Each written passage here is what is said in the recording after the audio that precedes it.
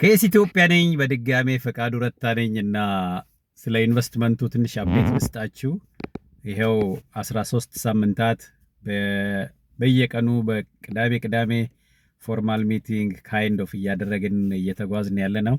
749 ሰዎች ነው የተመዘገቡት እና ትንሽ ያስቸገረን ምንድነው ይሄ የኮሚትመንት ጉዳይ ማለት ነው። በተደጋጋሚ ተናግረናል። የማንፈልገው ቦታ ላይ እንዳንመዘገብ፣ ከተመዘገብን ደግሞ ቁርጠኛ እንሁን። ሁሉ ጋር የምንገባው የምንወጣው ሁሉ በየቦታው የምንመዘገበው ነገር የትም አያደርስም ማለት ነው። ስለዚህ ምን ማድረግ አስበናል? አሁን ሁለተኛ ዙር ምዝገባ ልናደርግ ነው። እስካሁን ድረስ ስብሰባ ላይ የምትሳተፉ ስራ እየሰራችሁ ያላችሁ፣ በገንዘብም በእውቀትም በጊዜያችሁም እያገዛችሁ ያላችሁ ኦልሬዲ ውስጥ ገብታችኋል። ድጋሚ መመዝገብ አይጠበቅባችሁም። ምክንያቱም ከባንክ ላይ በየቀኑ ከምናደርገው ስብሰባ በተለያየ መንገድ እናውቃችኋለን። ነገር ግን ስማችሁን ብቻ አሳይታችሁ የተለየ ስራ ያልሰራችሁ፣ ስቶሪ ያልነገራችሁ፣ ክፍያም ያልከፈላችሁ በድጋሚ ከግሩፕ ውስጥ እናስወጣችሁና ማመልከቻ ደብዳቤ ጽፋችሁ ትመጣላችሁ ማለት ነው። አሁን ዝም ብሎ ነበር የሚገባው።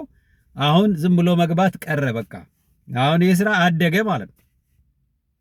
እርግጠኛ ነን እንደሚያድግ እርግጠኛ ነን። ምክንያቱም ቁርጠኛ ሆነን ስንሰራው ስለነበረ። ግን ፍሮም ዘ ቢጊኒንግ 700 ሰው ሁሉ እንደማይሰራውም እናውቃለን። በተለያየ መንገድ አይቻለሁ እኔ በኢትዮጵያ ስራዎች ላይ ብዙ ሰዎች በህይወታቸው ክላሪቲ የላቸውም። የላይፍ ጎል ክላሪቲ ስለሌላቸው የተለያየ ቦታ አታጧቸውም፣ በየቦታው ይገባሉ። አንዱ ጋር ግን ጠንካራ ነገር አጥብቀው ሲሰሩ አናይ። ይሄ የስልጠና ክፍተት ነው። መሻሻል ያለመፈለግ አይደለም። ሰርቶ የማትረፍ ፍላጎት አለመኖር አይደለም። ችግሩ ምንድነው? ማስተዋልና እኔ በህይወቴ ማድረግ ያለብኝ አንድ ነገር ምንድናት ብሎ እሷን አስበው መርጦ እዛች ጋር በተደጋጋሚ መገኘትና ያችን የመስራት ጉዳይ ነው። ይህንን ቪዲዮም ሪከርድ ማድረገው ለኢትዮጵያ ወጣቶች ለማሳየት ነው። ምን ያስፈልጋል? በህይወታችን ፎከስ ያስፈልጋል። በደንብ ማተኮር አለብን ሁሉ ጋር። ዛሬ ፖለቲከኛ፣ ነገ ደግሞ በጣም የሆነ የቢዝነስ ሰው፣ ተነጎዲያ ደግሞ በጎ አድራጎት፣ ከዛ ደግሞ የሆነ የሃይማኖት ጭቅጭቅ ውስጥ ገብተን እሱን ደግሞ እንደገና ማሟሟቅ ምናምን፣ የሞቀበት ቦታ ሁሉ መገኘት። እንደዛ አይነት ካሪር የሚባል ነገር የለም። የሶሲዮሎጂ ሰው ከሆንክ ሶሲዮሎጂ ሙያ ላይ በደንብ መስራት አለብህ።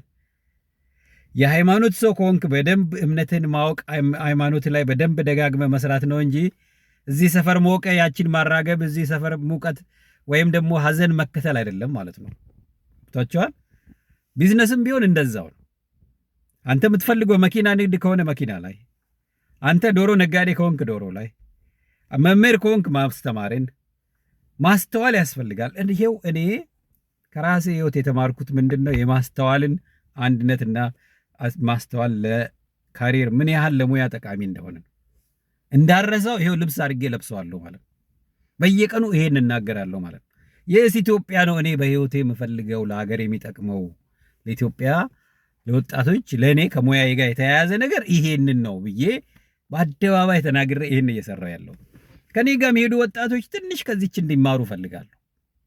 የሚያስቸግረኝ ምንድነው? አንዳንድ ወጣት ዛሬ ቢዝነስ አይዲያ አለኝ ይላል፣ ነገ ደግሞ የሆነ ፖለቲካ ግሩፕ ውስጥ ታገኘዋለህ፣ ተነገ ወዲያ ደግሞ የሆነ ሃይማኖት ጉዳይ ውስጥ ይገባል። በቃ የት ቦታ ብዬ ምን ብዬ ለያዘው ቦታ እየቀያየረ አስቸገረኝ ማለት ነው። ለምሳሌ ኢትዮጵያ በጎ አድራጎት እዚህ ቤት ውስጥ ስትመጡ ቢዝነስ ለመስራት ማማከር ስራ፣ የተለያየ በጎ አድራጎት ስራ፣ ሜንተሪንግ ምናምን እንደዚህ ፕሮፌሽናል ህብረት ለመፍጠር ነው የምመጣው። ከየትም የፖለቲካ ባክግራውንድ ይምጣ፣ ምንም እምነት ይኖረው፣ እኔ የምፈልገው ምንድነው እንደ አንድ ኢትዮጵያዊ እንደ አንድ እንደተማረ ሰው ስነ ስርዓት ይዞ እኔ ጋር ሲኖር እኔ ጋር ሲሰራ ስለ ተስማማንበት ጉዳይ ነው እንጂ ነገ 2 ሰዓት እንገናኛለን ተብሎ እኔ እዛ ስጠብቀው ቀርቶ ከዛ ደግሞ ሌላ ግሩፕ ውስጥ እያየሁት ከኔ ጋር ቀጠሮ ይዟል ሌላ ቦታ እየሄደ ወር ምናምን እንደዚህ አይነት ነገር የለም። ማስተካከል አለብን፣ ስነ ስርዓት መያዝ አለብን ማለት ነው። ስለዚህ በጎ አድራጎቱም ላይ አይተናል ይሄንን። አሁን ቢዝነሱ ላይም እያየን ነው። በነገራችን ላይ ሊደርሺፕ ትሬኒንግ እዚህ ቢዝነስ ውስጥ ትልቅ ነገር ነው። ዝም ብሎ ገንዘብ ሰጥቼ ከዛ በኋላ አትርፈህ ወደ ቤት ሂድ አይነት ነገር አይደለም። እዚህ ጋር ኢትዮጵያ ብር አይደለም ያጣችው፣ እኛ ያጣ ነው የራሳችን ገንዘብ ነው ሞት እየገዛልን ያለው ነው። የራሳችን ልጆች ናቸው እየሞቱ ያሉት ነው። ደማችን በራሳችን ገንዘብ እየፈሰሰ ነው ያለው። የራሳችን ልጆች ናቸው አገር መሪ ብለን የተለያየ ፖለቲካ ድርጅት ላይ አድርገናቸው ለህዝባችን ሀዘንና ለቅሶ እያመጡብን ያሉት። ገብቷችኋል? ትልቁ ችግራችን አመለካከት ነው። አመለካከታችን ላይ መሰራት አለበት።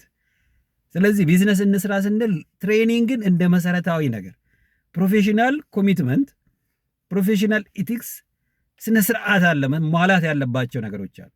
ስብሰባ 2 ሰዓት ከሆነ 10 ደቂቃ ቀድመ ትገኛል። 40 ደቂቃ አርፍደ እየመጣ ዶክተር እከሌ ነኝ ፕሮፌሰር እከሌ ነኝ የሚል ቋንቋ የለም። ካልቻልክ ይቅርታ ጠይቃለህ። በዚህ ምክንያት ነው ያረፈድኩት ትላለህ እንጂ ዝም ብለህ አትገኝም፣ ዝም ብለህ አትቀርም ማለት ነው። ይህንን ነው እየሰራን ያለ ነው። ስለዚህ በድጋሜ እስካሁን ያልተመዘገባችሁ መመዝገቢያ 10,000 ብር ነው። ስብሰባ ውስጥ ለመግባት ነው። ይሄ የኢንቨስትመንት እንትን የገዛችሁበት አይደለም፣ አክሲዮን አይደለም የምትገዙት። ስብሰባችሁን ውስጥ ገብታችሁ ለማዳመጥ፣ ለመናገር፣ ለመሳተፍ አሁን አዲስ አባላት 10,000 ብር ነው የሚከፍሉት። መክፈል ብቻ አይበቃም፣ ማመልከቻ ደብዳቤ ይጽፋሉ። ኦኬ፣ እዛ ደርሰናል። ይሄው ግልጽ ላርግ ብዬ ነው ያለንበትን ደረጃ። ቀስ በቀስ ደግሞ ፕሮግረስ አፕዴት ሰጣችኋለሁ። አብራችሁን ያላችሁ እጅግ ነው አመሰግነው። እግዚአብሔር ይስጥልኝ። ቴንክ ዩ